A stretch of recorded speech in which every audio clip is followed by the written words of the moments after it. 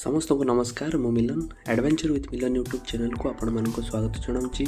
आज मुझे जाऊँगी प्रकृतिर सुंदरतार घेरा हो रही एक सुंदर डैम प्रोजेक्ट जार नाम खुमकुट डैम प्रोजेक्ट बुलवाई जहाँकि आम बालेश्वर डिस्ट्रिक्ट में ही पड़ता है। जदि आपने बालेश्वर ये डैम टी आसवाई चाहती तेज बालेश्वर मात्र 30 किलोमीटर दूर में यही डैम टी अवस्थित।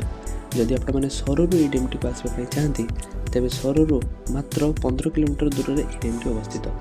यही डैम टी को आपण मैंने उभय बाइक और कार माध्यम आसीपर हेल्ले वर्षा दिने डैम टी रास्ता टिके खराब थाए तेणु आसला बेले टिके देखिकी आसवे। जदि आसला बेले रास्ता नहीं कौन असुविधा हुए तेज आपने लोकल गाइडर सुविधा नहीं पारे से आपको निश्चय साहाय्य करेंगे। एठाक आसबार ठीक समय अक्टोबर फेब्रुआरी पर्यंत यही समय डैम टी पानी भर्ती हो रही है तेणु से समय डैम टी सुंदरता देखा होता है। एठार पिकनिक करने सुंदर स्थान अच्छी तेणु नियम एठार बहुत भिड़ होता है। आम राज्य और राज्य बाहर बहुत पर्यटक एठाक बुलायापी आसती। डैम्र पूर्व दिगरे डैम्र ओवरफ्लो बैरिकेड द्वारा पानी निष्कासित कराए तेणु आपण मैंने सेठारे गाधेबार मजा नहीं पारे हेले सावधानतार सहित।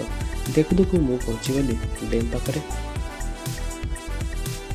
वर्षा जो डैम को जीवा सीढ़ी टिके खराब हो जाइए आपण मैंने देखिकी आसी।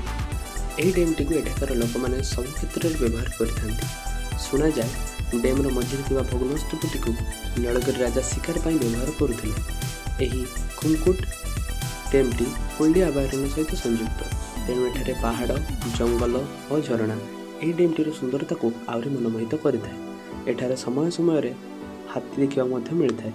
जंगलर पशुपक्षी मैंने डैम पर निर्भरशील अटंती जता हाथी बारा अन्य जीवजंतु और पशुपक्षी मैंने। तेणु आपण मैंने एठाक निश्चय आसतु और एठाकर सुंदरता को उपभोग करतु। एवं आगक देखु डैम्र किसी सुंदर दृश्य।